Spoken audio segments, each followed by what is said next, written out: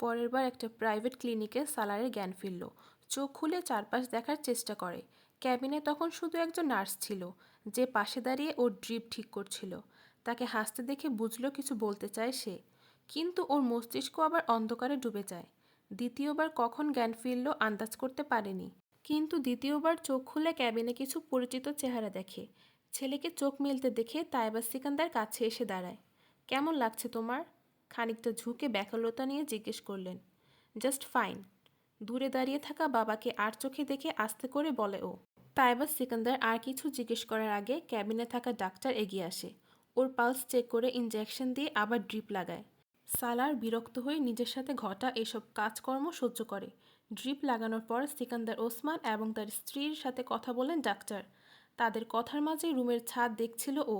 Doctor কথা শেষ করে চলে গেলে ক্যাবিনে নীরবতা নেমে আসে। সিকান্দার আর তায়েবা মাথায় হাত দিয়ে বসে থাকেন। তাদের এত চেষ্টা আর সতর্কতার পরেও এটা সালার সিকান্দারের আত্মহত্যার চতুর্থ চেষ্টা। এবার তো সত্যি মরতে মরতে বেঁচে গেছে। ডাক্তারের ভাষ্যমতে কয়েক মিনিট দেরি হলেই ওকে বাঁচাতে পারত না। রাত 2টোর দিকে কাজের লোক তাদেরকে সালারের এই আত্মহত্যার চেষ্টার খবর জানায়। স্বামী স্ত্রী দুজন সারা রাত ঘুমাতে পারেনি। ফ্লাইট কনফার্ম হওয়া পর্যন্ত সিকান্দার ওসমান প্রায় 150 সিগারেটের ফুঁককে শেষ করে ফেলেছিলেন। তবু তার অস্থিরতা দুশ্চিন্তা এক বিন্দুও কমেনি। আমার বুঝে আসে না ও আত্মে এসব কেন করে। আমাদের উপদেশ শাসন মানা কেন ওর মাথায় ঢোকে না। সিকান্দার ওসমান যাত্রাপথে বলছিলেন, মাথা নষ্ট হয়ে যায় ওকে নিয়ে ভাবতে গেলে। কি বাকি রেখেছে আমি ওর জন্য? সব ধরনের বিলাসিতা, উচ্চ পর্যায়ে পড়াশোনা, এমনকি বড় থেকে বড় সাইকো অ্যানালিস্টও দেখিয়েছি। তবুও ফলাফল এই যে। আমার তো বুঝে আসে না আমাকে দিয়ে কি এমন ভুল হয়েছে যার কারণে আমি এই শাস্তি পাচ্ছি। পরিচিত সবার মাঝে হাসির পাত্র হয়ে গেছি ওর জন্য। তিনি খুব চিন্তিত ছিলেন। সবসময় আমার দম গলায় আটকে থাকে। না জানি কখন এই ছেলে কি করে বসে। এত সতর্ক থাকার পরিমাণ এইটা যে আমরা আবার ব্যর্থ হয়েছি আর ও নিজের কাজ করে ফেলেছে। তাইবা সিকান্দার টিস্যু দিয়ে চোখ মুছেন। তারা দুজন এভাবে করাচি থেকে ইসলামাবাদে এসেছেন, কিন্তু সালারের সামনে এসে চুপ হয়ে গেলেন। বুঝতে পারছিলেন না এ অবস্থায় ওর সাথে কী বলবেন। বাবা মায়ের মন ও মস্তিষ্কের অবস্থা ভালো করেই জানে ও। তাদের নীরবতার সুযোগ নেয়। তারা সেদিন কিছুই বলেনি। পরদিনও চুপচাপ থাকেন, কিন্তু তৃতীয় দিন নিজের নীরবতা ভেঙে ফেলে দুজন। আমাকে শুধু এইটুকু বলো, তুমি আত্মে এসব কেন করো? সিকান্দার ওসমান রাতে ভীষণ ধৈর্য নিয়ে ছেলের সাথে কথা শুরু করেন। সমস্যা কি? তুমি কথা দিয়েছিলে আর এমন কিছু করবে না। আমি সেই কথার ওপর তোমাকে স্পোর্টস কার আনিয়ে দিয়েছি। তোমার সব কথা রাখি আমি, অথচ তোমার সামান্য খেয়াল নেই আমাদের ব্যাপারে, পরিবারের সম্মানের ব্যাপারে। সালার চুপচাপ বসে থাকে। অন্য কারোর জন্য না হোক, অন্তত আমাদের দুজনের কথা ভাবো। তোমার জন্য আমাদের রাতের ঘুম উড়ে গেছে। তাইবা সিকান্দার বললেন, তোমার কোনো চিন্তা বা সমস্যা থাকলে আমাদের সঙ্গে ডিসকাস করো, আমাদের বলো, কিন্তু এভাবে বারবার মরার চেষ্টা কেন করবে? কখনো ভেবে দেখেছো তুমি এসব চেষ্টায় সফল হয়ে গেলে আমাদের কি হতো? সালার তাদের কথা শুনছে। তাদের কথার মাঝে নতুন কিছু নেই। প্রতিবার আত্মহত্যার চেষ্টার পরেও এগুলোই শুনে আসছিল। কিছু বলো, চুপ করে আছো কেন? মাথায় কিছু ঢুকছে তোমার? তা এবার রেগে বললেন, বাবা মা কীভাবে অপমান করে বেশ আনন্দ পাও, তাই না? কত সুন্দর ভবিষ্যৎ অপেক্ষা করছে তোমার জন্য, আর তুমি আহাম্মকের মতো কাজকর্ম নিয়ে নিজের জীবন শেষ করতে চাও। মানুষ পাগল এমন একাডেমিক রেকর্ড পাওয়ার জন্য। সিকান্দার ওসমান ছেলেকে ওর একাডেমিক রেকর্ড মনে করানোর চেষ্টা করেন। সালার হাই তোলে। জানে তার ছোটবেলা থেকে শুরু করে এখন পর্যন্ত ওর সব অর্জনের গল্প পুনরাবৃত্তি করবেন। পরের 15 মিনিট যাবৎ সেসব কথা নিয়ে বলার পর সিকান্দার ওসমান ক্লান্ত হয়ে জিজ্ঞেস করলেন, কিছু বলছো না কেন, বলো। কি বলবো? যা বলার আপনারা দুজনই বলে ফেলেছেন। সালার কিছুটা বিরক্ত হয়। আমার জীবন আমার পার্সোনাল ম্যাটার। তবু আপনাদেরকে বলছি, আমি মোটেও মরার চেষ্টা করছি না। সিকান্দার ওসমান ওকে বাধা দিয়ে বললেন, যা করছো সেটাই বন্ধ করো। আমাদের উপর করুণা হলেও। সালার রুষ্ট চোখে বাবার দিকে তাকায়। বলো, সামনে এমন কিছু করবে না। অযথা তর্ক বাড়াচ্ছ কেন? এবার তাইবা সিকান্দার বললেন, আচ্ছা ঠিক আছে, করবো না এমন কিছু। সালার কোনো রকম তাদের হাত থেকে রেহাই পাওয়ার জন্য বলে। সিকান্দার ওসমান দীর্ঘশ্বাস ফেললেন। ওর কথায় তিনি বা তার স্ত্রী দুজনে কেউ নিশ্চিন্ত হননি, কিন্তু এইটুকু শোনার বাইরে তাদের কাছে অন্য কোনো উপায় ছিল না। এই ছেলে নিয়ে ছোটবেলা থেকেই তার ভীষণ গর্ব করে এসেছেন, কিন্তু গত কয়েক বছর ধরে তাদের সমস্ত গর্ব চূর্ণ হয়ে গেছে ওর কাজকর্মে। যতটা পেরেশানিতে ও একা তাদেরকে রেখেছিল, ততটা তাদের বাকি সব ছেলেমেয়েরাও মিলে পারেনি। এখন কেমন আছে তোমার বন্ধু? দেখতে গিয়েছিল ওকে? ইমামা ভাইয়ের সাথে মার্কেটে যাওয়ার পথে জিজ্ঞেস করলো। আগের চেয়ে অবস্থা ভালো, হয়তো কাল পরশু ডিসচার্জ হয়ে যাবে, ওয়াসিম বলল। ফেরার পথে দেখতে যাবে তুমি? আমি? ইমামা অবাক হয়। আমি গিয়ে কি করব? অবস্থা জিজ্ঞেস করবে, আর কি করতে, ওয়াসিম বলল। ইমামা অলস ভঙ্গিতে কাঁধ নেড়ে বলল, আচ্ছা যাব। যদিও এইসব রোগীর খবর নেওয়া অর্থহীন। ভেবেছিলাম ওর বাবা মা আমাদের বাড়িতে আসবে, তাদের ছেলের জীবন বাঁচানোর জন্য ধন্যবাদ জানাবে।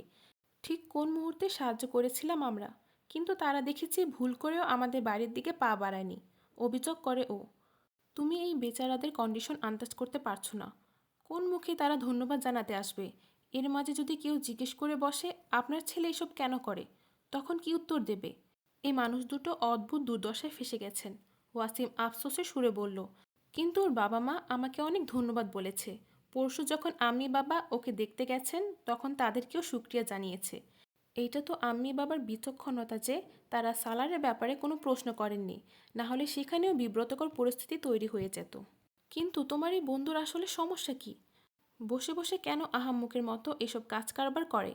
এমনভাবে জিজ্ঞেস করছো যেন আমাকে সব জানিয়ে করে। আমি কি করে বলবো কেন বা কিসের জন্য এসব করে? তোমার এত কাছের বন্ধু, তুমি জিজ্ঞেস করো না ওকে? এত কাছেরও না যে এসব ব্যাপার বলবে। তাছাড়া আমার এত জানার দরকার কি? আছে হয়তো ওর কোনো ঝামেলা। এসব বন্ধুর থেকে দূরে থাকো। এ ধরনের মানুষের সাথে বন্ধুত্ব ভালো না। কাল তুমিও যদি এমন কিছু করা শুরু করে দাও। চিন্তা করো না, সেদিন তুমি যা করেছো ওর সাথে, তা ওর মনে থাকলে আমাদের বন্ধুত্বে এমনিতেই ভালো দূরত্ব তৈরি হয়ে যাবে, ওয়াসিম কিছু মনে করায়। আমার মনে হয় না ওর সেই থাপ্পড়ের কথা মনে আছে। ঠিকমতো হুঁশই তো ছিল না তখন। তোমাকে কিছু বলেছে ও? না, কিছু বলেনি, কিন্তু হতে পারে মনে আছে। ভালো করনি কাজটা তুমি। ওর আচরণ দায়ী ছিল। একদিকে হাত নাড়ে, অন্যদিকে গালি দেয়। তার উপর আমার ওড়না টেনে ফেলে দিয়েছিল। ও তোমার ওড়না টান দেয়নি, হাত লেগে গিয়েছিল, ওয়াসিম বন্ধুর পক্ষ নিয়ে বলল। যাই হোক, সেই মুহূর্তে আমার অনেক রাগ উঠে যায়। পরে যদি আফসোস করেছি, তাই তো আল্লাহর কাছে শুকরিয়া আদায় করেছি ও বেঁচে যাওয়ায়। কোনোভাবে মরে গেলে নিজের এই থাপ্পড় নিয়ে আমি ভীষণভাবে পস্তাতাম। ইমামা অনুতপ্ত ছিল।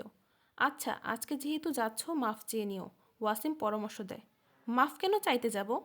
হয়তো ওর কিছুই মনে নেই। খামোখা কবর খুঁড়ে লাশ তুলব কেন? ওকে মনে করাবো সেদিন আমি কি করেছিলাম ওর সাথে। ইমামা বিরক্ত হয়ে বলল। আর ধরে নাও, যদি ওর মনে থাকে তাহলে? তাহলে তাতে কি? ওর সাথে আমাদের কিসের আত্মীয়তার সম্পর্ক যে খারাপ হলে মেলামেশা কমে যাবে? শপিং শেষে ওয়াসিম ক্লিনিকে নিয়ে আসে ইমামাকে, যেখানে সালারের চিকিৎসা চলছে। ওরা যখন ক্যাবিনে ঢোকে, সালার তখন স্যুপ খাচ্ছিল। ওয়াসিমের সঙ্গে আসা মেয়েটাকে দেখে চিনে ফেলল। সেই রাতে ওই অবস্থাতে যদিও ঠিকঠাক চিনতে পারেনি, তবে আজ চিনতে দেরি হলো না।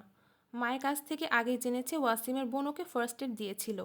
যদিও ফার্স্ট এডের কথা মনে নেই, মনে আছে শুধু ঠাস করে দাও থাপ্পড়, যা ওর গালে সে রাতে পড়েছিল। তাই ইমামাকে দেখে স্যুপ খাওয়া বন্ধ করে দেয়। সালারের সুচালো দৃষ্টি দেখে ইমামা আন্দাজ হয়ে যায় সে রাতের ঘটনা বেশি কম হলেও এ ছেলের মনে আছে। কুশল বিনিময়ের পর তাইবা সিকান্দার ইমামাকে ধন্যবাদ জানায়। সালার তখনও স্যুপ খাওয়ার ফাঁকে ইমামার দিকে তাকিয়েছিল। ওয়াসিমের সাথে ওর বন্ধুত্ব অনেক বছরের। ওয়াসিমের বাড়িতে মেয়েটাকে অসংখ্যবার দেখেছে, তবে আগে কখনো মনোযোগ দেয়নি। কিন্তু সেদিন প্রথম বাঁকা চোখে দেখেছিল। ইমামার প্রতি ওর কোনো কৃতজ্ঞতা বা ঋণী মনোভাব নেই, কারণ এই মেয়ের জন্য ওর সব প্ল্যান পানিতে গেছে। তাইবা সিকান্দারের সাথে কথা বললেও ইমামা নিজের উপর পড়া সালারের দৃষ্টি সম্পর্কে সচেতন ছিল।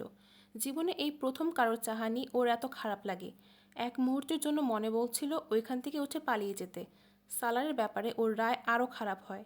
নিজের সেই থাপ্পড়ের জন্য মাফ চাইতে এলেও এখন ওর মন চাইছিল সামনে থাকা ছেলেটাকে আরও 2-4টা থাপ্পড় বসিয়ে দিতে। ভদ্রতার খাতিরে কিছুক্ষণ বসে বের হওয়ার জন্য উঠে পড়ে। বের হওয়ার সময় সালারের সাথে ভদ্রতাও দেখানোর প্রয়োজন বোধ করেনি। তাইবা সিকান্দারের সঙ্গে দোয়া সালাম শেষ করে রোগীর দিকে কোনো রকম না তাকিয়ে বেরিয়ে আসে। বাইরে এসে স্বস্তির শ্বাস নেয়। এমন বন্ধু বানিয়েছো তুমি, ইমামা বাইরে বেরিয়েই ভাইকে বলল। ওয়াসিম অবাক হয়ে বোনকে জিজ্ঞেস করে, কেন, এখন কি হয়েছে? তাকানোর ভদ্রতাটুকুও নেই ওর। এই বোধ নেই যে আমি ওর বন্ধুর বোন। ওয়াসিম বোনের কথায় মিয়ে গেল। এই মানুষটার খোঁজখবর নেওয়ার মতো যোগ্য না। আর তুমি এর সাথে চলাফেরা বন্ধ করো। আচ্ছা ঠিক আছে, আমি এড়িয়ে চলবো, কিন্তু তুমি বারবার একই কথা বলতে থেকো না। ইমামা চুপ হয়ে যায়। ততক্ষণে সালার ওর অপছন্দের তালিকায় যুক্ত হয়ে গেছে।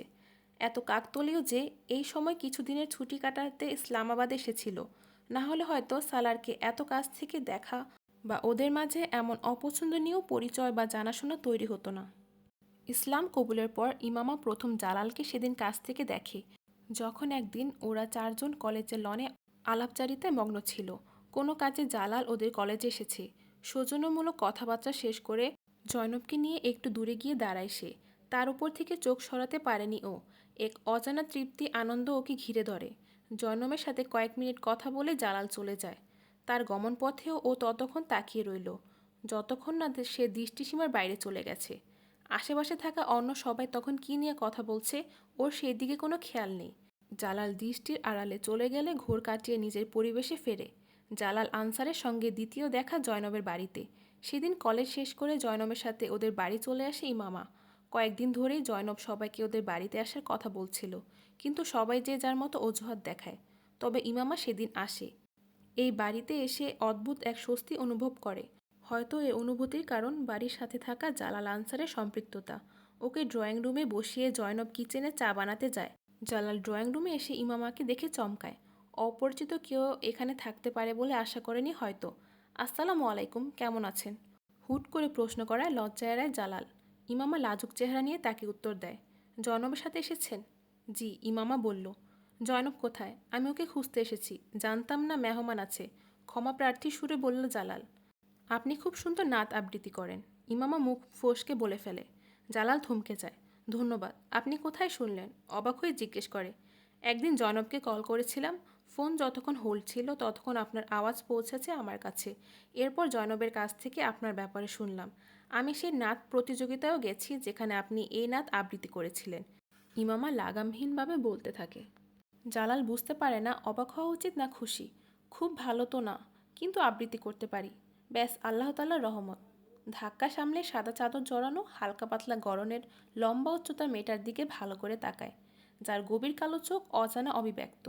নিজের কণ্ঠে প্রশংসা এর আগে বহুজনের কাছে শুনেছে, কিন্তু এই মুহূর্তে এই মেয়েটার প্রশংসা সম্পূর্ণ আলাদা। মেয়েটা যে ভঙ্গিতে বলছে তা আরও বেশ আলাদা। ড্রয়িং রুম থেকে বেরিয়ে যায়। মেয়েদের সাথে কথা বলার তেমন দক্ষতা নেই, তার উপর এমন একটা মেয়ের সঙ্গে যার সাথে পরিচয় কেবল মুখ চেনা পর্যন্ত। ইমামা অদ্ভুত সুখানুভূতি নিয়ে বসে রইল। বিশ্বাস হচ্ছিল না ও জালাল আনসারের সাথে কথা বলেছে, সামনে থেকে এত কাছে দাঁড়িয়ে। ড্রয়িং রুমে কার্পেটের সেই অংশের দিকে তাকিয়ে রইল যেখানে কিছুক্ষণ আগে জালাল দাঁড়ানো ছিল। কল্পনার চোখে এখানে জালালকে দেখতে পাচ্ছে সে। তৃতীয় দেখা হসপিটালে। গতবার ইমামা ইচ্ছে করে জয়নবের সাথে বাড়িতে গেলেও এবারে দেখা হওয়া সম্পূর্ণ অনাকাঙ্ক্ষিত। রায়বার সাথে আসে ও। রায়বা এখানে এক ফ্রেন্ডের সাথে দেখা করতে এসেছিল। সেই হসপিটালের করিডোরে ফাইনাল ইয়ারে স্টুডেন্টের গ্রুপে জালালকে দেখে হার্টবিট মিস হয় ওর। করিডোরে এত রাশ ছিল যে কাছে যেতে পারেনি। সেই প্রথম বুঝতে পারে জালালকে সামনে পেয়ে নিজেকে থামিয়ে রাখা ওর জন্য কত কঠিন। রায়বা আর রাবেয়া ফ্রেন্ডের সাথে বসে থাকলেও মনোযোগ সম্পূর্ণ বাইরে ছিল ওর। 1-1.5 ঘন্টা পর রায়বার ফ্রেন্ডের রুম থেকে বেরিয়ে আসে ওরা। করিডোরের ফাইনাল ইয়ারের স্টুডেন্টদের সেই গ্রুপ এখন আর নেই। অনিচ্ছা সত্ত্বেও খারাপ লাগে। কথা বলতে বলতে বের হচ্ছিল ওরা, তখনই সিঁড়িতে জালালের মুখোমুখি হয়। ওর ভেতরে খুশির বাতাস বয়ে যায়। আসসালামু আলাইকুম জালাল ভাই, কেমন আছেন? রাবেয়া কথা শুরু করে। জালাল সালামের উত্তর নিয়ে বলল, আলহামদুলিল্লাহ। আপনার এখানে? ইমামার দিকে তাকিয়ে জিজ্ঞেস করে। এক ফ্রেন্ডের সঙ্গে দেখা করতে আসা। ইমামাকে আমি সাথে নিয়ে এসেছি। রাবেয়া মুখে হাসি নিয়ে বলল। ইমামা চুপচাপ স্থির চোখে শুধু তাকে দেখছিলেন। दस्तगीरी मेरी तन्हाई की तूने ही तो की, मैं तो मर जाता अगर साथ ना होता तेरा। জালালের গলা শুনে ঘোরের মধ্যে চলে যায় ও। খুব কম মানুষকে এত স্পষ্ট উচ্চারণে উর্দু বলতে শুনেছে এর আগে, যে উচ্চারণে জালাল কথা বলছিল। কেন জানি প্রতিবার তার গলা শুনলে ওর কানে সে নাদ বেজে ওঠে। এক অদ্ভুত হিংসা কাজ করে জালালের দিকে তাকিয়ে।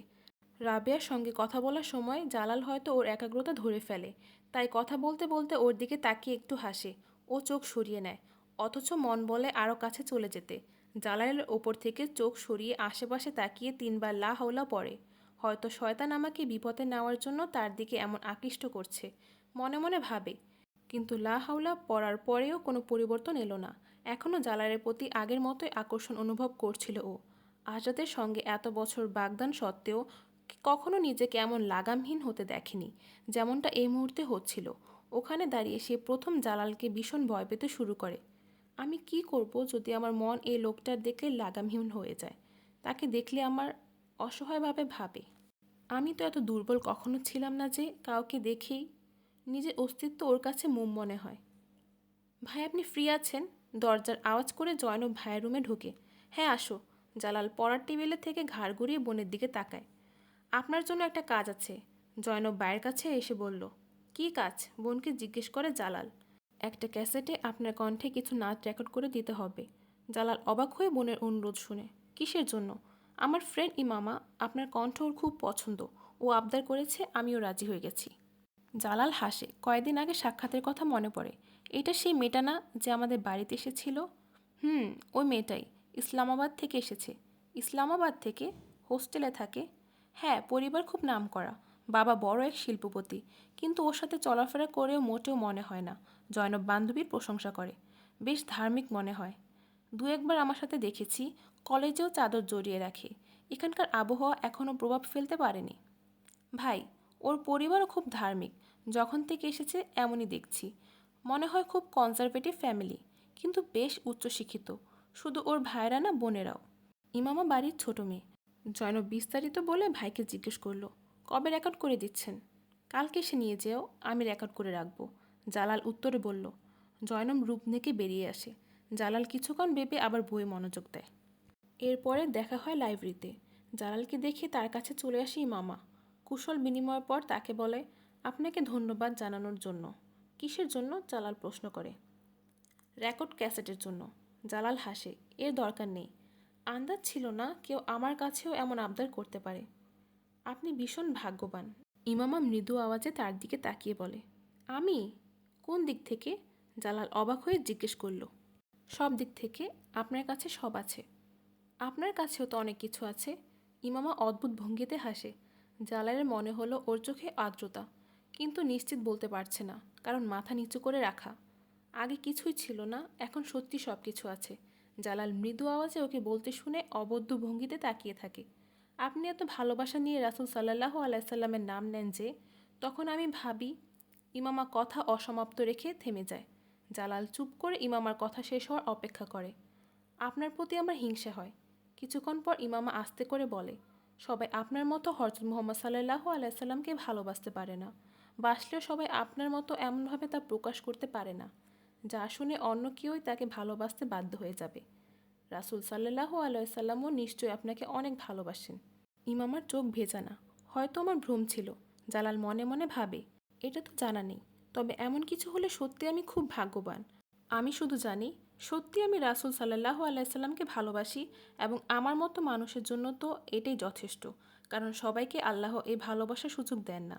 বেশ তৃপ্তি নিয়ে বলল। জালালের উপর থেকে চোখ সরাতে পারলেন না ইমামা। জীবনে কখনো কারোর সামনে এমন হীনমন্যতা অনুভব করেনি, যা জালাল আনসারের সামনে এলে করে। আমিও তো নাত পড়ি, হয়তো চেষ্টা করলে খুব ভালো পারবো, কিন্তু আমি কখনো জালাল আনসার হতে পারবো না। কখনো আমার কণ্ঠ শুনে কারো মাঝে সেই অনুভূতি জাগবে না, যা জালাল আনসারের কণ্ঠ শুনে জাগে। লাইব্রেরি থেকে বের হওয়ার সময় ক্রমাগত ভাবছিল, গত কয়েকবার সাক্ষাতের পর যথাসাধ্য চেষ্টা করে আর কখনো জালালের মুখোমুখি না হওয়া, তাকে নিয়ে না ভাবার এবং জয়নবদের বাড়িতে না যাওয়া, এমনকি নিজের তরফ থেকে জয়নবের সাথেও দূরত্ব বাড়িয়ে চলা। কিন্তু ওর সব আত্মরক্ষার প্রতিক্রিয়া শোচনীয়ভাবে ব্যর্থ হয়। দিন অতিক্রম হওয়ার সাথে সাথে ভেতরের অস্থিরতা বাড়তে থাকে। অতপর একদিন হাঁটু গেড়ে পরাজয় বরণ করে নেয় ও। সেই মানুষটার মাঝে এমন কিছু আছে, যার কারণে তার সামনে আমার সমস্ত প্রতিরোধ ক্ষমতা মরে যায়। হয়তো এটা স্বীকারোক্তিই ছিল, যা ওকে আবার জালালের দিকে টেনে নিয়ে যায়। প্রথম দিকে এই অপারগতা উদ্দেশ্যহীন হলেও পরে ইচ্ছাকৃত আহজাদের স্থান জালালকে দিয়ে দেয় ও। মন্দ কি যদি আমি সেই লোকটার সঙ্গ চাই, যার আওয়াজ আমাকে বারবার নবীর সান্নিধ্যে ফিরতে বাধ্য করে? আমি কেন সেই তাকে চাইব না, যে আমার তুলনায় রাসূল সাল্লাল্লাহু আলাইহি সাল্লামকে বেশি ভালোবাসতে জানে? ক্ষতি কি যদি আমি তাকে নিজের নিয়তি হিসেবে পাওয়ার জন্য দোয়া করি? যদি তার প্রতি আমার অনুভূতি কাজ করে, যার চরিত্রের সাথে আমি পরিচিত, এমন চাওয়া কি ভুল যে জালাল আনসারের নামে আমার পরিচয় হোক? সেই ব্যক্তির নামে, যাকে শুনলে দেখলে তার প্রতি হিংসে কাজ করে। নিজের আবেগ সঠিক প্রমাণের সব যুক্তি প্রমাণ হাজির ছিল ওর কাছে। তাই খুব অগোচর সেই সব জায়গায় যেতে শুরু করে যেখানে জালালের দেখা পাওয়া সম্ভব থাকতো। আর প্রায় সেসব জায়গায় তাকে পেয়ে যেত। জয়নবকে তখন ফোন করত যখন জালাল বাড়িতে থাকতো, কারণ বাড়িতে থাকলে সেই প্রথম ফোন রিসিভ করত। দুজনের ছোট ছোট কথাবার্তা ক্রমশ দীর্ঘ হতে থাকে। এরপর দেখা করা শুরু হয়। জাভেরিয়া, রায়বা বা জয়নব তিনজনের কেউই জালাল আর ওর মধ্যকার ক্রমবর্ধমান সম্পর্ক টের পায়নি। জালাল হাউস জব করছিল, তাই প্রায় তার হসপিটালে চলে আসতো ও। সরাসরি কেউ কাউকে ভালোবাসি না বললেও দুইজনই একে অপরকে অনুভূতিহীন সম্পর্কে ওয়াকিবহাল ছিল। জালাল জানতো ইমামা তাকে পছন্দ করে, তার এই পছন্দ সাধারণ পছন্দর পর্যায়ে না। ইমামাও জেনে যায় জালাল ওর প্রতি বিশেষ কিছু অনুভব করতে শুরু করেছে। জালাল নিজেকে এত ধার্মিক ভাবত যে কখনো কল্পনাও করেনি কোনো মেয়ের প্রেমে পড়ে যাবে। এমনকি শুধু প্রেম নয়, বরং এভাবে দেখা করবে। কিন্তু এইসব বেশ নীরবে এগোচ্ছিল। কখনো বোনকেও বলেনি ইমামার সঙ্গে তার আলাদা সম্পর্ক তৈরি হয়েছে। যদি স্বীকার করতো বা বলতো, তাহলে জয়নব নিশ্চয়ই ভাইকে ইমামার ঠিক হয়ে থাকা সম্বন্ধের ব্যাপারে সাবধান করে দিত। এর ফলে শুরুর দিকে ইমামা এমন কোনো সম্পর্কের ব্যাপারে জানলে সে অবশ্যই সতর্ক হয়ে যেত। তাতে এতদূর জড়িয়ে যাওয়ার প্রশ্নই আসতো না, যতদূর এখন হয়ে গেছে। এমনই এক সাক্ষাতে জালালকে বিয়ের প্রস্তাব দিয়ে বসে ইমামা। জালাল ওর সাহসে অবাক হয়। নিজের ছেলে হয়েও এখন পর্যন্ত সাহস করে এমন কিছু বলতে পারেনি। কিছুদিনের মধ্যে আপনার হাউস জব শেষ হয়ে যাবে, তারপর কি করবেন? ইমামা জিজ্ঞেস করে। তারপর আমি স্পেশালাইজেশনের জন্য দেশের বাইরে যাব, জালাল উত্তর দেয়। আর তারপর? ফিরে এসে নিজে হসপিটাল দেব। বিয়ে নিয়ে কিছু ভেবেছেন? ইমামা পরের প্রশ্ন করে। জালাল হেসে উত্তর দেয়, বিয়ে নিয়ে সবাই ভাবে, কাকে বিয়ে করবেন বলে ভাবছেন? সেটা এখনও ভাবা বাকি। ইমামা কিছুক্ষণ চুপ করে বলে, আমাকে করবেন? জালাল বনে যায়। এই প্রশ্নের মুখোমুখি হবে আশা করেনি। আমার কথা খারাপ লেগেছে? তার চুপ হয়ে যাওয়া দেখে ইমামা জিজ্ঞেস করে। জালাল নিজেকে সামলে বলল, না, এই প্রশ্ন আমার তোমাকে করা উচিত ছিল। তুমি আমাকে বিয়ে করবে? হ্যাঁ, ইমামা বিনা বাক্যে উত্তর দেয়। আর আপনি? আমি আমি হ্যাঁ, অফকোর্স। তোমাকে ছাড়া আমি অন্য কাউকে বিয়ে কিভাবে করতে পারি? এই বাক্যে ইমামার চেহারা উজ্জ্বল হতে দেখে জালাল। হাউস অফ জব শেষ হলে বাবা মাকে তোমার পরিবারের কাছে পাঠাবো। ইমামা এবার চুপ হয়ে যায়। জালাল, যদি পরিবারের সম্মতি ছাড়া আমি আপনাকে বিয়ে করি? জালাল ওর কথার মানে বুঝল না। মানে কি? হয়তো আমার বাবা মা এই বিয়েতে রাজি হবে না। তুমি তাদের সাথে কথা বলেছো? না, বলিনি। তাহলে কিভাবে বলছো? কারণ আমি তাদেরকে চিনি। জালাল কিছুটা চিন্তা পড়ে। ইমামা, আমি কখনো ভাবিনি আমাদের বিয়েতে তোমার বাবা মায়ের আপত্তি থাকতে পারে। আমার মনে হয় না এমন কিছু হবে, কিন্তু এমন হতে পারে। আপনি শুধু এইটুকু বলুন, এমন পরিস্থিতি তৈরি হলে আপনি আমাকে বিয়ে করবেন কি না? জালাল চুপ করে রইল কিছুক্ষণ। ইমামা অস্থিরতা নিয়ে তাকিয়েছিল তার দিকে। অবশেষে জালাল নীরবতা ভাঙে। হ্যাঁ, তখনও তোমাকে বিয়ে করব।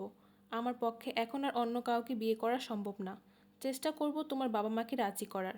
তবে রাজি না হলে আমরা তাদের সম্মতি ছাড়াই বিয়ে করে নেব। আপনার বাবা মা কি এমন বিয়েতে রাজি হবে? আমি তাদেরকে মানিয়ে নেব। তারা আমার কথা ফেলে না, জালাল গর্ব করে বলল। হ্যালোর আওয়াজে ঘুরে তাকা ইমামা। কিছুটা দূরে সালার দাঁড়ানো, নিজের সেই বেহাল বেশভূষায়। টি শার্টের বোতাম খোলা, জিন্সের পকেটে হাত, আর নিজে বেশ ভাব নিয়ে দাঁড়িয়ে আছে। কয়েক সেকেন্ডের জন্য ইমামার বুঝে আসে না কী ধরনের প্রতিক্রিয়া দেখানো উচিত। সালারের সাথে তৈমুর। চলো ওই মেয়ের সাথে পরিচয় করিয়ে দেই। বইয়ের দোকানের দিকে পা বাড়ায় সালার। তৈমুর ঘাড় ঘুরিয়ে তাকিয়ে অবাক হয়ে বলল, ওই চাদরওয়ালির সাথে? হ্যাঁ, বলে সামনে আগায় সালার। এটা কে? তৈমুর প্রশ্ন করে। ওয়াসিমের বোন। ওয়াসিমের? তুমি কেন দেখা করবে? ওদের পরিবার খুব কনজারভেটিভ, জানো না?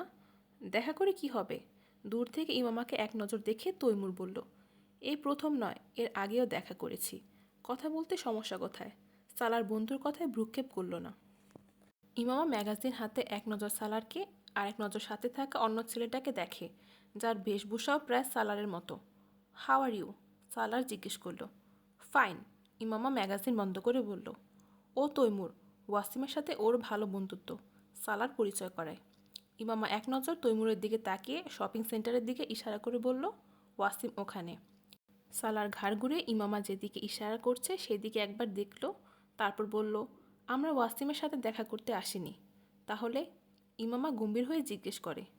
আপনার সাথে কথা বলতে এসেছি। আমি তো আপনাকে চিনি না, আমার সাথে কি বলবেন? ইমামা শীতল গলায় বলে। সালারের দৃষ্টিতে কুণ্ঠিত হচ্ছিল। এই মানুষটাকে যদি কেউ চোখ নামিয়ে কথা বলা শেখাতো, অন্তত একটা মেয়ের সাথে, মনে মনে ভেবে ম্যাগাজিন খুলে নেয়। আপনি আমাকে চেনেন না? সালার ঠাট্টা ছড়ে বলল। আপনার বাড়ির পাশেই আমার বাড়ি। হ্যাঁ, অবশ্যই, কিন্তু আমি ব্যক্তিগতভাবে আপনাকে চিনি না, ইমামা রুক্ষভাবে বলল। কয়েক মাস আগে এক রাতে আমার জীবন বাঁচিয়েছিলেন, সালার মনে করায়। একজন মেডিকেল স্টুডেন্ট হিসেবে সেটা আমার দায়িত্ব ছিল। আমার সামনে যে কেউ মরতে বসলে আমি তা করতাম। এখন আমাকে এক্সকিউজ করুন, আমি একটু ব্যস্ত আছি। সালার এই বাক্যের পরেও নড়ল না। তৈমুর হালকা করে ওর বাহু টেনে যাওয়ার ইঙ্গিত করে। সম্ভবত ওয়াসিমের খাতিরে ইমামার প্রতি ভদ্রতা দেখাচ্ছিল, কিন্তু সালার বাহু ছাড়িয়ে নেয়। আমি সেই রাতের জন্য আপনাকে ধন্যবাদ জানাতে চাই, যদিও আপনি কোনো প্রফেশনাল পদ্ধতিতে ট্রিটমেন্ট দেননি আমাকে। এবার গম্ভীর হয়ে বলল সালার। ইমামা এবার ম্যাগাজিন থেকে চোখ তুলে তাকায়। যদি আপনার ইশারা সেই থাপ্পড়ের দিকে হয়, তাহলে হ্যাঁ, ওটা মোটেও প্রফেশনাল ছিল না। আমি এর জন্য দুঃখিত। আমি তাতে মাইন্ড করিনি, আমার ইশারা সেদিকে ছিল না, সালার নির্লিপ্তভাবে বলে। আমিও আশা করেছিলাম আপনি সেই থাপ্পড় নিয়ে মাইন্ড করেননি, কারণ আপনার প্রাপ্য সেটা। শুধু একটা না, আরও 10টা। কথার বাকি অর্ধেকটা নিচের মাঝে রেখে ইমামা জিজ্ঞেস করলো, যাই হোক, আপনার ইশারা কোন দিকে ছিল? ভীষণ থার্ড ক্লাস টাইপের ব্যান্ডেজ করেছিলেন, এমনকি আপনি প্রপারলি ব্লাড প্রেশার চেক করতেও পারেন না। সালার চুইংগাম একটা স্টিক মুখে দেয়। ইমামার কানের লতি লাল হয়ে ওঠে, চোখ বড় বড় করে তাকিয়ে থাকে। ভীষণ আফসোসের বিষয়, একজন ডাক্তার সেসব ছোটোখাটো কাজ করতে পারে না যা এখন সাধারণ মানুষও পারে। সালারের সুরে টিটকারি। প্রথমত, আমি ডাক্তার না, মেডিকেলের ফার্স্ট ইয়ার স্টুডেন্ট। আর দ্বিতীয়ত, যতদূর প্রসঙ্গ রইল আনপ্রফেশনাল হওয়ার, তবে পরের বার হোক, আপনার তো এখন এমন অনেক চেষ্টা করার বাকি। আমি ধীরে ধীরে আপনার ওপর প্র্যাকটিস করে নিজের হাত পাকিয়ে নেব। এক মুহূর্তের জন্য সালার কিছু বলতে পারল না, কিন্তু ওর চাহানির হাসি ফুটে ওঠে, যেন ইমামার কথায় মজা পেয়েছে, লজ্জা না। সেটা পরিষ্কারও করে দেয়। আপনি যদি আমাকে লজ্জা দিতে চান তাহলে ব্যর্থ হবেন। আমি জানি আপনি লজ্জা পান না, কারণ এটা মানুষের বৈশিষ্ট্য, ইমামা বলল। তবে আপনার মত অনুযায়ী আমি কি? সালারও একই সুরে জিজ্ঞেস করল। জানি না, একজন বেড এই ক্ষেত্রে আপনাকে ভালো গাইড করতে পারবে। সালার হাসে। 2 পায়ে চলা প্রাণীকে প্রতিটি মেডিকেল ডিকশনারিতে মানুষ বলে, এবং আমি 2 পায়ে হাঁটি। ভালুক থেকে কুকুর পর্যন্ত প্রতিটি 4 পায়ে প্রাণীও প্রয়োজন হলে বা ইচ্ছে করে 2 পায়ে হাঁটতে পারে।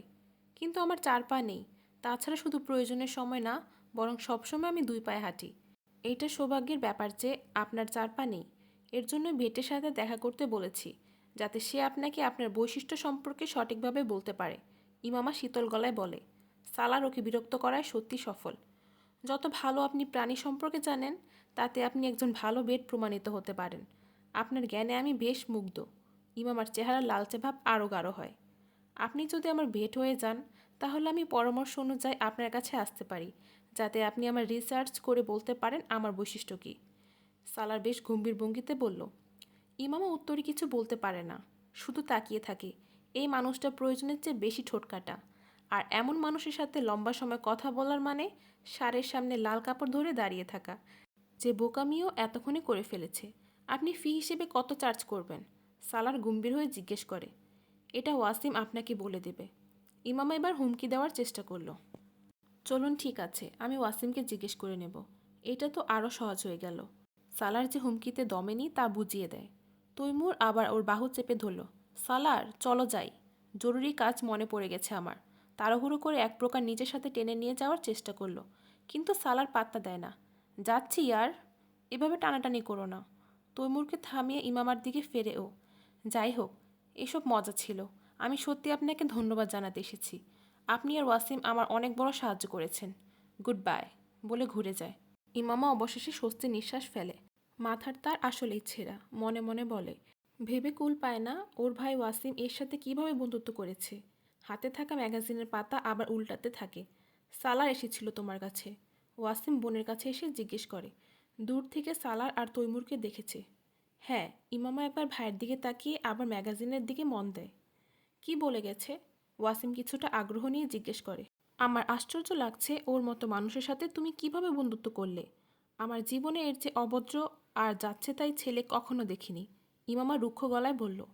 ধন্যবাদ দিতে এসেছিল, সাথে বলে গেছে আমি ভালো করে ব্যান্ডেজ করতে পারি না, ঠিকমতো ব্লাড প্রেশার চেক করতে জানি না। ওয়াসিমের চেহারায় হাসি ভেসে ওঠে। ও একটা তার ছেঁড়া, ওর কথা বাদ দাও।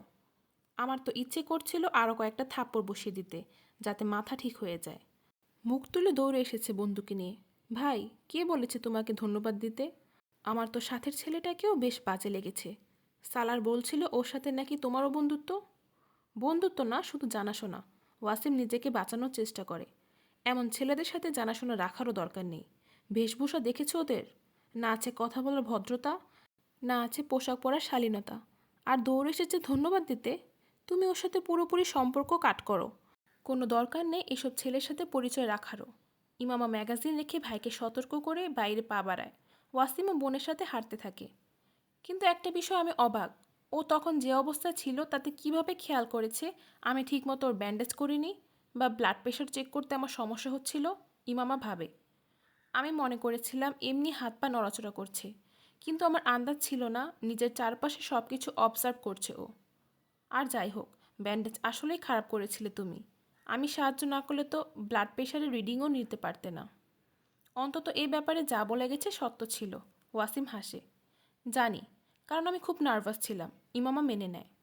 প্রথমবার এমন পরিস্থিতির মুখোমুখি হয়েছিলাম, তার উপর ওর হাত থেকে গড়িয়ে পড়া রক্ত আমার ভয় বাড়িয়ে দিচ্ছিল। তার চেয়ে বেশি ওর আচরণ। কোনো আত্মহত্যা করা মানুষকে এমন আচরণ করতে দেখিনি আমি। অথচ তুমি ডাক্তার হতে যাচ্ছ, তা একজন বিশিষ্ট এবং নামকরণ ডাক্তার। অবিশ্বাস্য। ওয়াসিম ফোরন কেটে বলে, এখন তুমি অন্তত বলা শুরু করো না।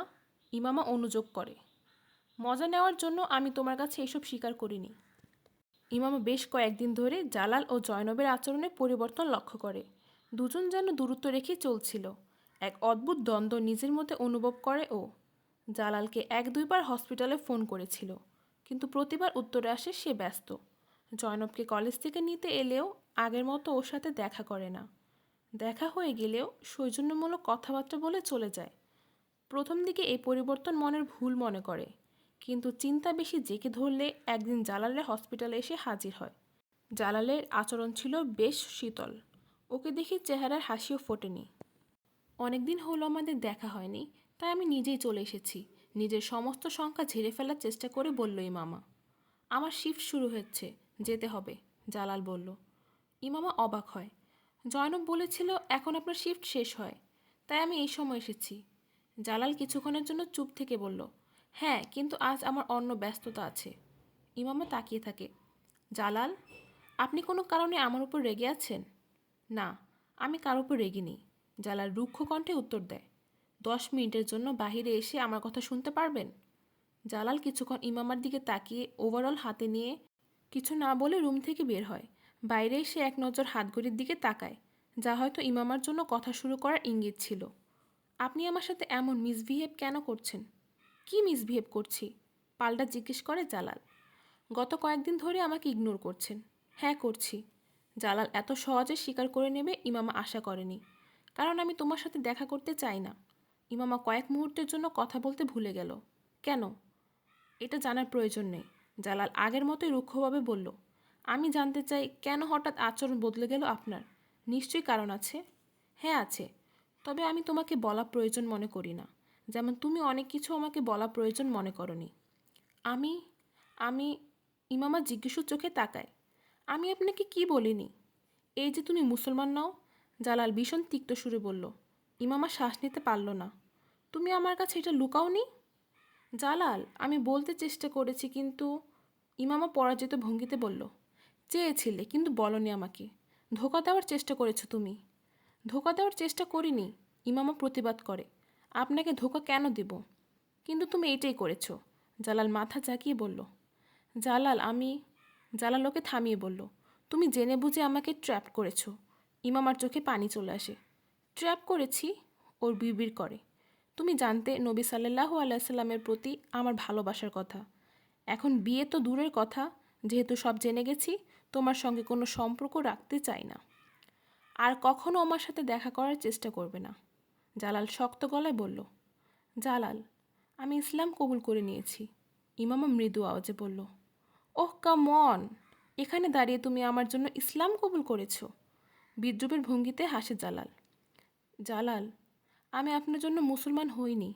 হ্যাঁ, আপনি আমার জন্য একটা উৎস হয়ে উঠেছিলেন, কিন্তু আমার ইসলাম কবুল করার কয়েক মাস হয়ে গেছে। বিশ্বাস না হলে আমি প্রমাণ দিতে পারি আপনাকে।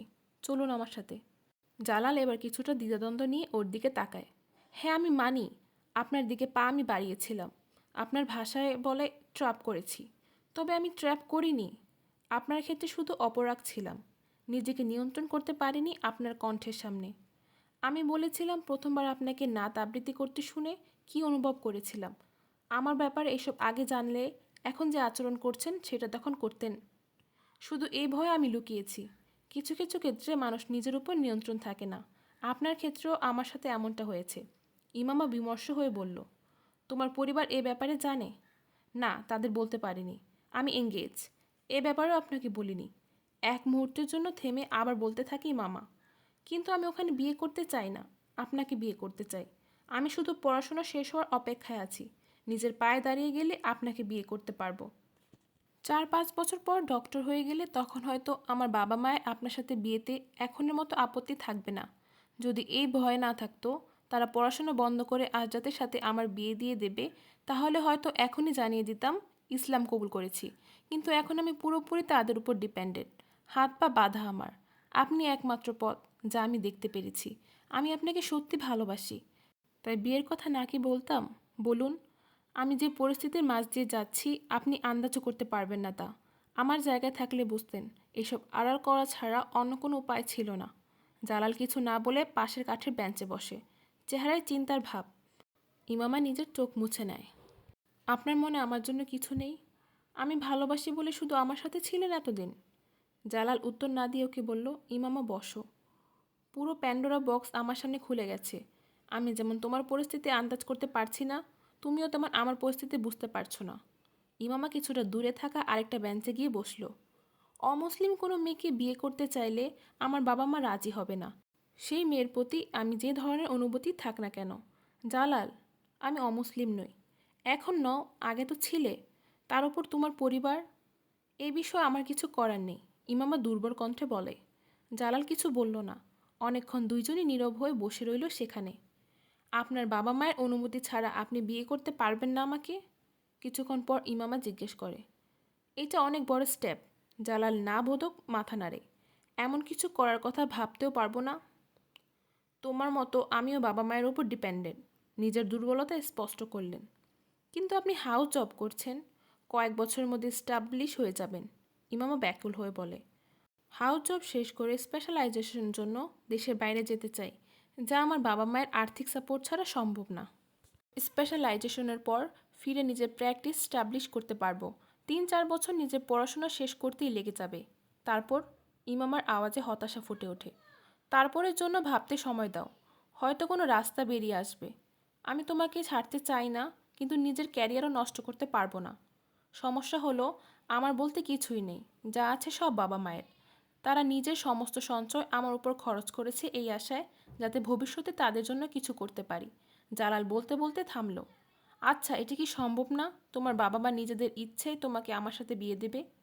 সেক্ষেত্রে অন্তত আমার বাবা মায়ের এই আপত্তি থাকবে না যে তুমি তোমার বাবা মায়ের ইচ্ছের বিরুদ্ধে তাদেরকে না জানিয়ে আমাকে বিয়ে করেছো। জানি না এটা সম্ভব কি না। আমি কিছুই বলতে পারছি না। তারা আমার কথা শুনবে কি না। আমি ইমামা অসহায়ের মতো কথা অসম্পূর্ণ রেখে দেয়। আমার ফ্যামিলিতে আজ পর্যন্ত কোনো মেয়ে নিজের পছন্দে বাহিরের কোনো ছেলেকে বিয়ে করেনি, তাই জানি না তাদের প্রতিক্রিয়া কেমন হবে।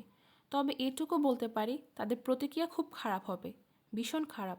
তারা আমাকে খুব ভালোবাসে, কিন্তু এত বড় পদক্ষেপ নেওয়ার অনুমতি কখনোই দেবেন না। আপনার আন্দাজ থাকা উচিত এই পরিস্থিতিতে আমার বাবাকে কত লজ্জা ও অপমানের মুখোমুখি হতে হবে। শুধু আমার জন্য নিশ্চয়ই সব বদলে ফেলবেন না তিনি। যদি নিজের ফ্যামিলি থেকে সাহায্যের আশ্বাস থাকতো, তাহলে আমি কেন বাড়ির বাহিরে সঙ্গ খুঁজছি? কেন আপনার কাছে এভাবে অসহায়ের মতো সাহায্য চাইছি? মৃদু কণ্ঠে ইমামা কাঁপতে থাকা আওয়াজে জোর দিয়ে বলল, ইমামা, আমি তোমাকে সাহায্য করব। বাবা মা আমার কথা ফেলবেন না। বোঝাতে সময় লাগবে, কিন্তু তাদেরকে মানিয়ে নেব। তুমি ঠিক বলছো, আমার তোমাকে সাহায্য করা উচিত। জালাল ভরসা দেয়। ইমামা শান্তি পায়। এটাই আশা করেছিল। আমার পছন্দ ভুল না, মনে মনে ভাবে। এমন প্রস্তাব আশজাদ ছাড়া অন্য কারো হতেই পারে না। সে কি বুঝতে পারছে না আমি এখন পড়াশোনা করছি? ইমামা ভাবিকে বলল, না, আশজাদ বা তাদের পরিবারের কেউ এমন ইচ্ছা প্রকাশ করেনি। বাবা নিজেই তোমার বিয়ে দিতে চাচ্ছেন। ভাবি দীর্ঘকণ্ঠে বলল, বাবা বলেছেন? আমার বিশ্বাস হচ্ছে না। যখন মেডিকেল কলেজে অ্যাডমিশন নিলাম তখন তো দূর দূর পর্যন্ত তার এমন কোনো ইচ্ছে ছিল না। আঙ্কেল আজমকেও বলতেন হাউস জব শেষ করে বিয়ে দেবেন। তাহলে হঠাৎ কি হলো? হয়তো কোনো চাপ আছে। মা বললেন এটা বাবার ইচ্ছে। ভাবি বলল, আপনি তাদের গিয়ে বলুন হাউস জব শেষ হওয়ার আগে আমি বিয়ে করব না। ঠিক আছে বলবো, তবে ভালো হয় তুমি যদি এই বিষয়ে বাবার সাথে কথা বলো। ভাবি পরামর্শ দেয়। ভাবি চলে যাওয়ার পর ইমামা দুশ্চিন্তা নিয়ে বসে রইল।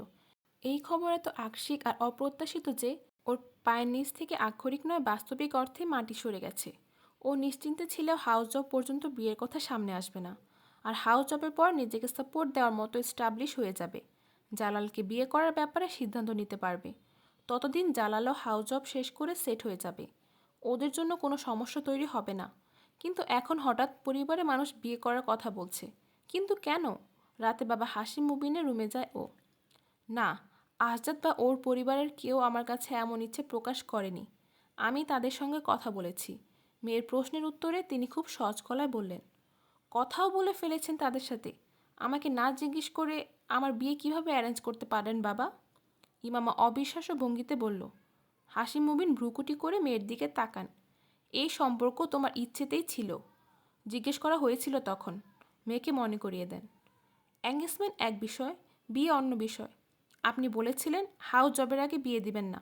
ইমামা তার কথা মনে করিয়ে দেয়। বিয়েতে তোমার আপত্তি কেন? তুমি কি আজাদকে পছন্দ করো না? বিষয় পছন্দ অপছন্দের না বাবা। পড়াশোনার মাঝে আমি বিয়ে করতে চাই না। আপনি ভালো করে জানেন আমি আই স্পেশালিস্ট হতে চাই। কিন্তু এভাবে বিয়ে হয়ে গেলে আমার স্বপ্ন অসম্পূর্ণ হয়ে যাবে। অনেক মেয়ে বিয়ের পর পড়াশোনা শেষ করে। নিজের ফ্যামিলির দিকেই তাকাও, কতজন আছে। তিনি মেয়েকে বোঝানোর চেষ্টা করলেন, সেই সব মেয়ের অনেক মেধাবী আর যোগ্য। আমি তাদের মতো না। এক সময় আমি একটা কাজই করতে পারবো। আমি আজম ভাইয়ের সঙ্গে কথা বলে ফেলেছি। তারা তারিখ ঠিক করতে আসছেন। বাবা, আমার সব পরিশ্রম শেষ করে দিচ্ছেন আপনি। যদি এমন কিছুই করবেন তাহলে কোনো কথা দেওয়া উচিত ছিল না। যখন কথা দিয়েছিলাম তখন সময় পরিস্থিতি অন্যরকম ছিল, আর এখন এখন কি এমন বদলে গেছে? পরিস্থিতিতে কি এমন পরিবর্তন এসেছে যার কারণে আমার সাথে এমন করছেন? আমি ভরসা দিচ্ছি পড়াশোনার ক্ষেত্রে আজদা তোমাকে সবসময় সাহায্য করবে, কোনো কিছুতে বাধা দেবে না। বাবা, আমার আজদাদের না আপনার সাহায্য দরকার। আমার পড়াশোনা শেষ করতে দিন। ইমামা অনুরোধ করলো। ইমামা, অহেতুক জেদ করো না। আমি যা সিদ্ধান্ত নিয়েছি সেটাই হবে। হাসিম বিন পরিষ্কারভাবে জানিয়ে দিলেন। আমি জেদ করছি না, অনুরোধ করছি। বাবা প্লিজ, আমি এখন বিয়ে করতে চাই না। ইমামা আবার অনুরোধ করে। তোমাদের সম্বন্ধে 4 বছর হয়ে গেছে। এইটা একটা লম্বা সময়। কিছুদিন পর তারা যদি কোনো কারণ দেখি সম্বন্ধ ভেঙে ফেলে, তাতে কি হবে? কোনো কিয়ামত চলে আসবে না। তারা সম্বন্ধ ভেঙে ফেলতে চাইলে ভাঙুক, দরকার হলে এখনই ভাঙুক। সেই লজ্জা আর অপমান নিয়ে তোমার সামান্য কোনো মাথা ব্যথা নেই, যার মুখোমুখি আমাদেরকে হতে হবে? কেমন লজ্জা বাবা?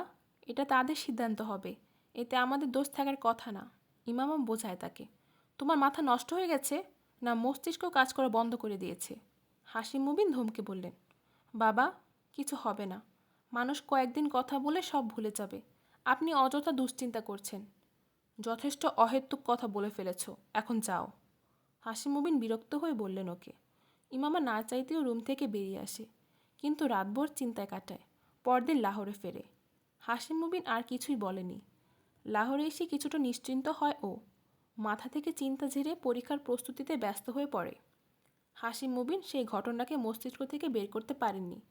তিনি একজন সতর্ক স্বভাবের মানুষ ছিলেন, তাই মেয়েকে নিয়ে প্রথম উদ্বিগ্ন শিকার তখনই হয়েছিলেন যখন স্কুলে তাহরিমের সাথে ঝগড়ার ঘটনা ঘটে। যদিও বিষয়টা তেমন গুরুত্বর ছিল না, তবু সেই ঘটনার পর সতর্কবশত তিনি আজাদের সাথে মেয়ের সম্বন্ধ ঠিক করে ফেলেন। ভাবেন এর ফলে ওর মস্তিষ্কে নতুন কোনো সম্পর্কের দিকে মনোযোগী হয়ে পড়বে। মনে কোনো সন্দেহ বা প্রশ্ন এলেও নতুন সম্পর্কের কারণে সেই সব অত মন দেবে না। তার ভাবনা সঠিক প্রমাণ হয়। ইমামার মস্তিষ্ক তাহারিমের কথা থেকে সরে যায়। আজাদের প্রতি আগেও কিছুটা আগ্রহ ছিল ওর। সম্বন্ধ ঠিক হওয়ার পর সে আগ্রহ বেড়ে যায়। তিনি মেয়েকে এই সম্পর্ক নিয়ে তৃপ্ত ও মগ্ন দেখেন। আগের মতো আবার সমস্ত মাঝহাবি রীতিনীতিতে স্বাভাবিক হতে পড়তে দেখেন। কিন্তু এবার ওয়াসিম যা বলেছিল তাতে পায়ের নিচ থেকে মাটি সরে যায় তার। তাৎক্ষণিকভাবে না হলেও টের পেয়ে যান মেয়ের আকিদা ও দৃষ্টিভঙ্গিতে বেশ পরিবর্তন এসেছে। এটা শুধু তার জন্য না, বরং পুরো পরিবারের জন্য হুমকি। বড় মেয়েদের মতো ইমামাকেও তিনি উচ্চশিক্ষায় শিক্ষিত করতে চাইতেন। বিশেষ করে এই কারণে যে বিয়ের পর নিজের বংশের মধ্যেই থাকতে হবে ওকে। তাদের বংশ বেশ সুশিক্ষিত। তাছাড়া আজজাতও চাইতো ইমামাকে উচ্চশিক্ষিত দেখতে। তাই হাসিম মুবিনের জন্য মেয়ের পড়াশোনা বন্ধ করে ওকে বাড়িতে বসিয়ে রাখা সহজ ছিল না। সেক্ষেত্রে বড় ভাই আজম মুবিনকেও এর কারণ বলতে হতো। মেয়ের উপর প্রচণ্ড রাগ থাকা সত্ত্বেও তিনি চাননি আজম মুবিন অথবা সেই পরিবারের কেউ ইমামার পরিবর্তন হওয়া আকিদার ব্যাপারে জানুক, যার ফলে আজাদের সাথে বিয়ের পর ওকে অসুখী জীবন কাটাতে হতে পারে। তাই একদিকে তিনি নিজের পরিবার সবাইকে বিষয়টা গোপন রাখার উপর জোর দেন, অন্যদিকে মেয়ের পীড়াপিড়িতে পড়াশোনা চালিয়ে যাওয়ার অনুমতি। সাবিহার লেকচার অ্যাটেন্ড করা বা জালালের সাথে দেখা করার ক্ষেত্রে ইমামা এত সতর্ক ছিল যে ওর এই মেলামেশা পরিবারের নজরদারিতে আসেননি। সম্ভবত এর পেছনে বড় একটা ভূমিকা পালন করেছিল জাভেরিয়া আর রাবিয়াকেও এই বিষয়ে অন্ধকারে রাখা। না হলে কিছু না কিছু ভেসে হাসিম মুবিনের কান পর্যন্ত নিশ্চয়ই চলে যেত। তবে তেমন কিছুই হয়নি। তিনি এমনিতেই ওকে নিয়ে নিশ্চিন্ত ছিলেন। কিন্তু মেয়ের সাথে আসা পরিবর্তন তাকে আশঙ্কায় ফেলে। তার মস্তিষ্ক সমাধান হিসেবে একমাত্র যা খুঁজে পায় তা হচ্ছে ওর বিয়ে দেওয়া। বিয়ে দিয়ে দিলে অন্তত দায়িত্ব থেকে মুক্ত হয়ে যাবেন। এটাই কারণ ছিল ইমামার হুট করে বিয়ে ঠিক হয়ে যাওয়ার পেছনে। ইমামা লাহোরে এসে সবার প্রথমে জালালের সাথে দেখা করে। জালাল, বাবা মা আজাদের সাথে আমার বিয়ের জন্য চাপ দিচ্ছে। কিন্তু তুমি তো বলেছিলে হাউস জবের আগে বিয়ে দেবে না, জালাল বলল। হ্যাঁ, এটাই বলেছিল, কিন্তু এখন বলছে বিয়ের পরও পড়াশোনা করা যাবে। আজাদ লাহোরে ফ্ল্যাট নিলে সহজ হবে আমার জন্য। ইমামার চেহারা দেখে জালাল ওর ভেতরে দুশ্চিন্তা পরিমাপ করতে পারছিল, তাই নিজেও কিছুটা চিন্তায় পড়ে। জালাল, আমি আজাদকে বিয়ে করতে পারবো না, কোনো অবস্থায় না। ইমামা বিড়বিড় করে। তাহলে তোমার বাবা মাকে সরাসরি বলে দাও। কি বলবো? এটা যে তুমি আমাকে বিয়ে করতে চাও। আপনার কোনো আন্দাজ নেই তারা কিভাবে রিয়্যাক্ট করতে পারে। তাছাড়া শুরু থেকেই তাহলে সব বলতে হবে। ইমামা একটু ভেবে বলল। জালাল, আপনার বাবা মায়ের সাথে কথা বলুন এই ব্যাপারে, তাদেরকে জানান। বাবা মা আরও চাপ দিলে বাড়ি থেকে বেরিয়ে আসা ছাড়া আমার কোনো উপায় থাকবে না। তখন আপনার সাহায্যের দরকার হবে আমার। আমি বাবা মার সাথে কথা বলবো, তারা রাজি হয়ে যাবে। আমি জানি তাদেরকে মানিয়ে নিতে পারবো, জালাল আশ্বাস দেয়। এতক্ষণে কথাবার্তা এ প্রথম ইমামার মুখে হাসি ফোটে। পরের কয়েক সপ্তাহ পরীক্ষা নিয়ে ব্যস্ত থাকে ও। জালালের সাথে কথা বলা বা দেখা করার সুযোগ পায় না। শেষ পরীক্ষার দিন ওয়াসিম ওকে নেওয়ার জন্য লাহোরে এসে হাজির হয়। ভাইকে দেখে ধাক্কা অনুভব করলো। ওয়াসিম, আমি এখন যেতে পারবো না। আজই পরীক্ষা শেষ হলো, কিছু কাজ বাকি আমার। আমি কাল পর্যন্ত আছি, এক বন্ধুর সাথে থাকবো। ততক্ষণে কাজ শেষ করে নাও, একসাথে যাব। ওয়াসিম বিকল্পের পথ বন্ধ করে দেয়। আচ্ছা ঠিক আছে। না চাইতেও রাজি হয়। বুঝলো ভাই ওকে রেখে যাবে না। তোমার সব কিছু প্যাক করে নিও, পুরো ছুটি ওখানে কাটিয়ে একবার আসবে। মাথা নাড়ি মামা। কিন্তু সব কিছু প্যাক করা বা পুরো ছুটি ইসলামাবাদে কাটানোর কোনো ইচ্ছে নেই ওর। ভাবলো কয়েকদিন কাটিয়ে অজুহাত দেখিয়ে লাহোরে চলে আসবে, যা ছিল সবচেয়ে বড় ভুল ভাবনা। রাতের বেলা ইমামা পুরো পরিবারের সাথে খাবার খাচ্ছিল। সবাই খোশ গল্পে মগ্ন। পরীক্ষা কেমন হয়েছে তোমার? হাসিম মুবিন মেয়েকে জিজ্ঞেস করলো। খুব ভালো, সবসময়ের মতো, বলে এক চামচ ভাত মুখে দেয় ইমামা। Very good. যাক, পরীক্ষার চিন্তা তো শেষ। এখন কাল থেকে শপিং শুরু করো। ইমামা অবাক হয়ে বাবার দিকে তাকায়। শপিং? কিসের শপিং বাবা? ফার্নিচারের, আর হ্যাঁ, জুয়েলারের কাছে আগে চলে যেও। বাকি সব ধীরে ধীরে হয়ে যাবে। হাসিম মুবিন এবার স্ত্রীকে উদ্দেশ্য করে বললেন। বাবা, কিন্তু কেন? ইমামা আবার জিজ্ঞেস করে। তোমার মা বলেনি? আমরা তোমার বিয়ের তারিখ ঠিক করেছি। ইমামার হাত থেকে চামচ ছুটে প্লেটে পড়ে। চেহারার রং পাণ্ডুর হয়ে যায়। আমার বিয়ের তারিখ? দফায় দফায় বাবা মায়ের মুখের দিকে তাকায়। হাসিম মুবিন আর সালমা মুবিনও মেয়ের এমন আচরণে অবাক। হ্যাঁ, তোমার বিয়ের তারিখ, হাসিম মুবিন বললেন। আমাকে না বলে না জিজ্ঞেস করে কিভাবে করলেন? গত এই প্রসঙ্গে তোমার সাথে কথা হয়েছে আমার, আর আমি তখন না বলেছিলাম আপনাকে। বাবা, আমি। হাসিম মুবিন কথা শেষ করতে দিলেন না। আমিও বলেছিলাম তোমার না বলায় আমার সিদ্ধান্ত নড়বে না। আজ রাতে পরিবারের সঙ্গে কথা বলে ফেলেছি, এলান করলেন তিনি। ডাইনিং টেবিলে অস্বস্তিকর নীরবতা নেমে আসে। সবাই খাওয়া থামিয়ে দেয়। ইমামা এক ঝটকায় চেয়ার ছেড়ে উঠে যায়। আই এম সরি বাবা, কিন্তু আমি এখন বিয়ে করতে পারবো না। আপনি বিয়ে ঠিক করেছেন, তাই আপনি কথা বলে থামিয়ে দিন, নাহলে আমি নিজেই তাদের সঙ্গে কথা বলবো। হাসিম মুবিন রাগে লাল হয়ে ওঠেন। তুমি আজাদকে বিয়ে করবে, এবং আমার ঠিক করা তারিখেই। শুনেছ? ইটস নট ফেয়ার, ইমামা কান্নায় ভেঙে আসে কণ্ঠে বলে। এখন তুমি আমাকে শেখাতে আসবে কোনটা ফেয়ার আর কোনটা না? তুমি শেখাবে? বাবা, আমি এখন বিয়ে করতে চাই না। কেন এমন জোর করছেন? এটা জোর হলে হ্যাঁ, আমি জোরই করছি। আমার অধিকার আছে। ইমামা ঠোঁট চেপে কান্না আটকে ডাইনিং রুম থেকে বেরিয়ে যায়। আমি ওর সাথে কথা বলছি, আপনি খাবার শেষ করুন। রাগারাগির কিছু হয়নি। ও এইটুকু আবেগপ্রবণ আর কিছুই না। সালমা মুবিন স্বামীকে থামিয়ে চেয়ার থেকে উঠে যান। ডাইনিং রুম থেকে বেরিয়ে ইমামার সামনে ভাইকে দেখতে পায়। তুমি এখান থেকে যাও, বের হও। কাছে এসে ধাক্কা দিতে দিতে বলল। ওয়াসিম পেছনে সরে যায়। কেন, আমি কি করলাম? মিথ্যে বলো না। না জানিয়ে আমাকে এখানে নিয়ে এসেছো। যদি লাহোরে থাকতেই টের পেতাম এর জন্য আমাকে ইসলামাবাদে আনা হচ্ছে, তাহলে আমি কখনো এখানে আসতাম না। ইমামা চিৎকার করে। আমি সেইটাই করেছি যা বলা হয়েছে। বাবা বলেছিল তোমাকে না বলতে। ওয়াসিম কারণ দেখায়। তাহলে এখন আমার সামনে কি করছো? যাও বাবার কাছে, তার পাশে গিয়ে বসো। সামনে থেকে দূর হও। ওয়াসিম কিছুক্ষণ বোনের দিকে তাকিয়ে সামনে থেকে সরে যায়। ইমামা নিজের রুমে এসে ধপ করে বসে পড়ে। ওর পায়ের নিচে মাটি নেই। কল্পনায়ও ভাবেনি নিজের পরিবার ওর সাথে এমন করতে পারে। তারা এত রুড আর ক্রুর কখনো ছিল না, যা এখনের জন্য হয়ে গেছে। এখনও বিশ্বাস হচ্ছিল না এসব ওর সাথে হচ্ছে। হৃদয় ডুবতে শুরু করে। আমাকে এই পরিস্থিতি মোকাবেলা করতেই হবে। হার মেনে নিলে চলবে না। কোনোভাবে জালালের সাথে যোগাযোগ করতেই হবে। সে নিশ্চয়ই এতদিন তার বাবা মায়ের সাথে কথা বলে ফেলেছে। তার সাথে কথা বলতে পারলে কোনো রাস্তা ঠিকই বেরিয়ে আসবে। রুম জুড়ে এলোমেলো পায়ে হাঁটতে হাঁটতে ভাবে। সেই রাত বাড়ির কেউ আর ডাকতে আসেনি ওকে। রাত 12টার দিকে রুম থেকে বের হয় ও। জানে এই সময় সবাই ঘুমের জন্য চলে যায়। টেলিফোনের কাছে এসে জালালের বাড়ির নম্বর ডায়াল করতে থাকে, কিন্তু কেউ ফোন রিসিভ করে না। আধা ঘন্টা এভাবে কল করার পর হতাশা হয়ে ফোন রেখে দেয়। জাবেরিয়া বা রাবেয়াকে ফোন করা সম্ভব না, কারণ এখন ওরা হস্টেলে নেই। কিছুক্ষণ ভেবে সাবিহার নাম্বার ডায়াল করে। ফোন সাবিহার বাবা তুলল। সাবিহা ওর মায়ের সাথে পেশোয়ার গেছে। সাবিহার বাবা বললেন, পেশোয়ার? ইমামার হৃদস্পন্দন থেমে যায়। ওর কাজিনের বিয়ে। মা মেয়ে আগেই চলে গেছে। আমিও কাল যাব, সাবিহার বাবা বললেন। কোনো কথা থাকলে আমাকে বলতে পারো, আমি ওর কাছে পৌঁছে দেব। না আঙ্কেল, ধন্যবাদ। এই বিষয়ে তার সঙ্গে কি বলবে? ফোন রেখে দেয়। ওর ডিপ্রেশন বাড়তে থাকে। যদি জালালের সাথে যোগাযোগ না হয় তাহলে হৃদয় ডুবতে শুরু হয়। আবার জালালের নম্বর ডায়াল করতে থাকে। সেই মুহূর্তে কেউ পেছন থেকে রিসিভার টেনে নেয়। মস্তিষ্ক ফাঁকা হয়ে আসে ওর। হাসিম মুবিন পেছনে দাঁড়িয়ে আছেন। কাকে ফোন করছো? তার কণ্ঠে প্রবল সন্দেহের আভাস। ফ্রেন্ডকে। ও নিচে তাকিয়ে বলে। বাবার চোখে তাকিয়ে মিথ্যা বলা কঠিন। আমি করে দিচ্ছি। তিনি রিডায়াল বাটনে টিপে রিসিভার কানে ধরলেন। ইমামার ফ্যাকাশে চেহারার দিকে তাকিয়ে থাকে। হাসিম মুবিন কিছুক্ষণ রিসিভার কানে ধরে নামিয়ে রাখলেন। হয়তো অন্য পাশ থেকে কল রিসিভ হয়নি। কেমন ফ্রেন্ড তোমার, যাকে তুমি এই সময় কল করছো? শক্ত গলায় মেখে জিজ্ঞেস করলেন। জয়নবকে। ফোনের স্ক্রিনে জয়নবের নম্বর। ও চায়নি তিনি জয়নবের ওপর সন্দেহ করে জালাল পর্যন্ত পৌঁছে যাক। এর জন্য জিজ্ঞেস করতেই সত্যি বলে। কিসের জন্য? ওকে দিয়ে জাভিয়ার কাছে কিছু বলার ছিল আমার।